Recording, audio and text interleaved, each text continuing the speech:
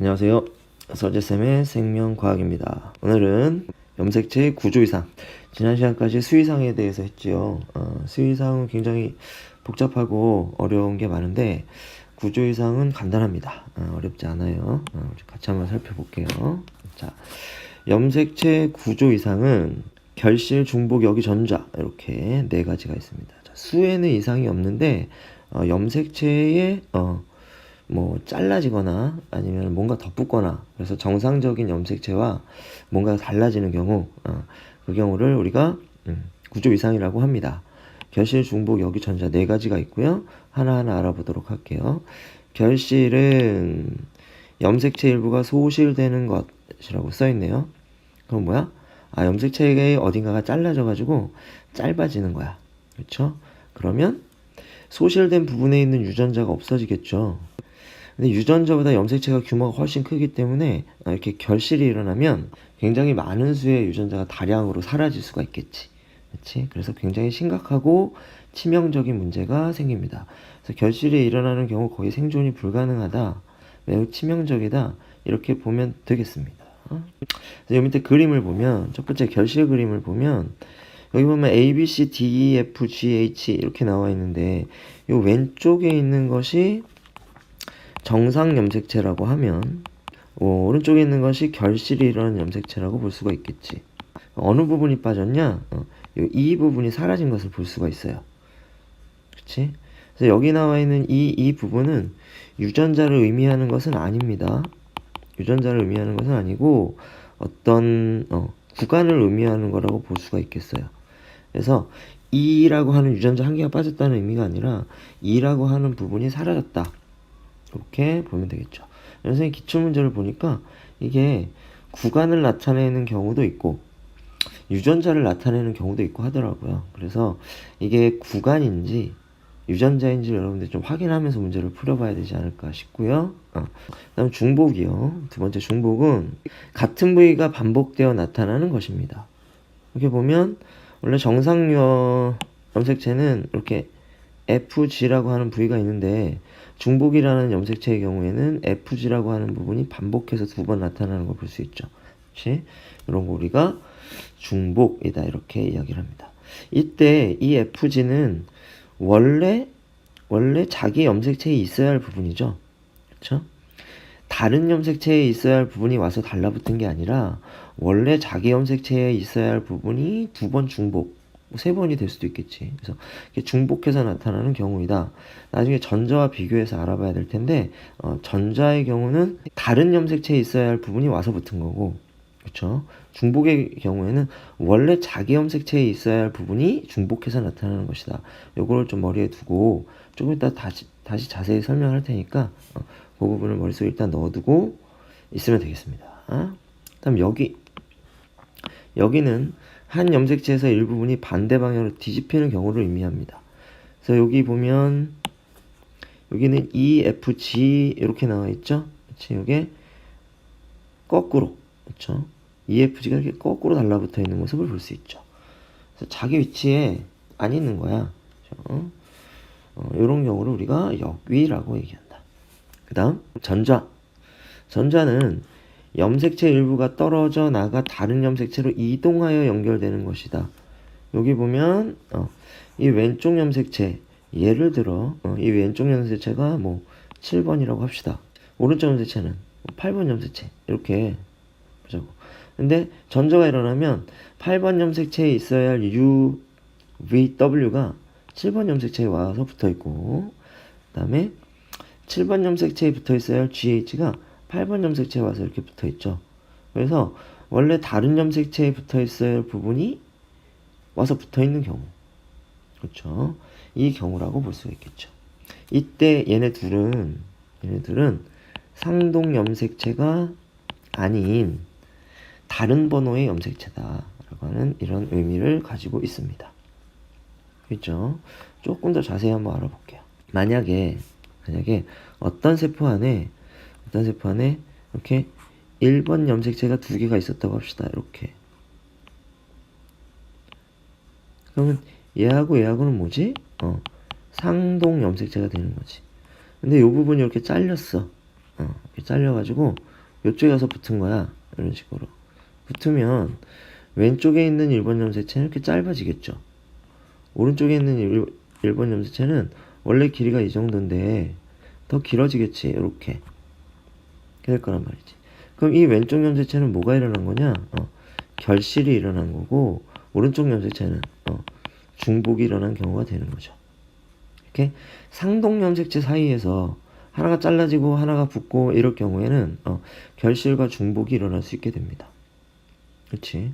하지만 상동 염색체가 아닌 경우 얘하고 동원체 위치가 달라요. 얘하고는 염색체의 모양이 다르죠. 그렇지? 만약에 이 부분이 잘려가지고 이쪽으로 와서 이렇게 붙는다면 왼쪽에 있는 애는 짧아지겠죠. 오른쪽에 있는 염색체는 이렇게 길어질 거야. 이렇게. 하지만 여기 와서 붙은 애는 원래 이 염색체에 있어야 할 부분이 아니라 상동 염색체가 아닌 다른 염색체에 있어야 할 부분이죠. 그렇죠. 그래서 얘는 뭐가 일어났다고 보냐? 전좌가 일어났다 이렇게 볼 수가 있는 거야. 그렇죠? 얘는 결실이 일어났다고 볼 수가 있는 거죠. 이런 식으로 서로 뭐 하는 경우? 이렇게 교환을 하는 경우도 있지만 한쪽은 결실이 일어나고 한쪽은 전좌가 일어나는 경우도 있다. 교과서에는 요것만 나오는데 실제로 시험 문제에는 요게 더 자주 나옵니다. 그렇기 때문에 이런 경우도 전자에 해당한다 라고 하는 것까지 알아두면 되겠습니다. 이 아랫부분은 그냥 읽어보면 돼요. 질병이 일어나는 경우입니다. 그래서 5번 염색체의 특정한 부분이 결실되면 고양이 울음증후군이라는 것이 생겨요. 울음소리가 고양이 울음소리처럼 들립니다. 그리고 머리가 작고 지적장애도 생기고 보통 유아 시절에 사망합니다. 오래 못 산다는 거지. 치명적이다 라고 하는 거 할 수 있고, 그 다음 9번 염색체와 22번 염색체 끝부분이 전자되면 만성 골수성 백혈병이 되는데, 요 밑에 그림을 보면 9번 염색체와 22번 염색체가 이렇게 맞교환한 걸 볼 수 있죠. 이 경우에 만성 골수성 백혈병이 됩니다. 이때 여기 잘린 부분의 유전자가 융합이 돼서 새로운 유전자가 만들어지는 거죠. 그 결과 그 유전자로부터 생성된 단백질이 뭐가 되고 발암 단백질이 되고 백혈구가 암세포로 변해 과도하게 증식하는 질병이고요. 중년층에서 발생한다 이렇게 얘기를 했어요. 그래서 요거는 유전병이긴 해요. 유전자에 문제가 생기는 병이니까. 근데 부모로부터 물려받는 병은 아닙니다. 그치? 어디에 문제가 생기는 거야? 그치? 요거는 체세포의 돌연변이가 일어나는 경우야. 그렇기 때문에 자식에게 전달되지는 않겠죠. 이런 문제들도 있더라고요. 처음에 돌연변이 시작할 때 얘기했지만 체세포에서 돌연변이가 생기는 경우 이거는 자손에게 전달이 되지 않는다. 생식세포에서 문제가 일어나는 경우 부모는 정상이지만 자식이 유전병을 가질 수 있겠죠. 자, 간단하게 문제 2개만 한번 풀어보도록 할게요. 9번 문제. 일단 2에는 4, 염색체 몇 개짜리? 4개짜리. 그래서 가는 정상세포, 나는 염색체 이상이 일어나는 세포. 이렇게 얘기하고 있습니다. 여기 보니까 염색체가 몇 개 있니? 그림 안에, 동그라미 안에 하나, 둘, 셋, 4개가 있죠. 근데 이 생물이 2에는 4인 생물이래. 그러므로 이 4개가 들어있는 이 세포는 뭐라고 볼 수 있겠어? 체세포라고 볼 수 있겠지. 그리고 2n짜리 세포라고 볼 수 있겠죠. 그러므로 기억하고 니은은 뭐가 됩니까? 상동 염색체라. 얘랑 얘랑도 상동 염색체라고 이렇게 우리가 볼 수가 있는 겁니다. 그렇죠? 그래서 기억 지문이 틀렸어. 기억은 니은의 염색 분체가 아니고 뭐가 돼야 돼? 상동 염색체가 돼야 됩니다. 그 다음에 니은 볼게요. 나에는 여기가 일어나는 염색체가 있다. 여기 보면 RST고 여기는 SRT죠? 그렇지. 그러면 여기가 일어나는 애가 있네요. 다음, 다는 상동 염색체 사이에 전자가 일어나는 세포이다 라고 얘기했는데, 여기 보면 요 YG하고 RST가 이렇게 바뀌어 있는 거 볼 수 있어요. 그럼 분명히 뭐가 일어난 거야? 전자가 일어난 거죠. 하지만 얘들은 상동 염색체가 아니지. 그렇기 때문에 디귿이 틀린 지문이 됩니다. 이렇게 일부 오류가 있는 지문에 학생들이 자주 속아 넘어가는데 이것도 조심해야 될 부분 중에 하나다. 이렇게 볼 수 있습니다. 그래서 정답 니은 2번 되겠고요. 16번 문제 한번 봅시다.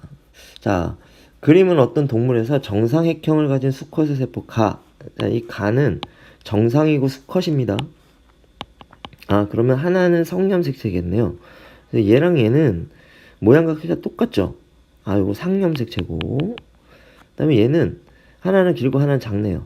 긴 놈이 뭐야? X염색체. 짧은 녀석이 Y염색체다 라고 하는 걸 볼 수 있습니다. 그 다음에 나는요, 암컷의 세포이고, 그 다음에 염색체 구조 이상이 일어났대요. 그럼 얘는 X를 2개 갖는단 말이죠. 그치? 이때 여러분들이 동원체의 위치와 전체 길이를 잘 살펴봐야 됩니다. 그래서 여기 X염색체하고 똑같은 X염색체가 여기 있죠? 그래서 얘가 X염색체야. 그럼 얘랑 모양과 크기와 길이가 똑같은 애가 있어야 되는데 이 X염색체하고 동원체의 위치가 똑같은 요 염색체가 길이가 짧아요. 그지? 그러면 여기 라지 A가 있으면 대림유전자에 스몰 A가 있어야 될 텐데 그 스몰 A가 여기 와서 붙어 있단 말이야.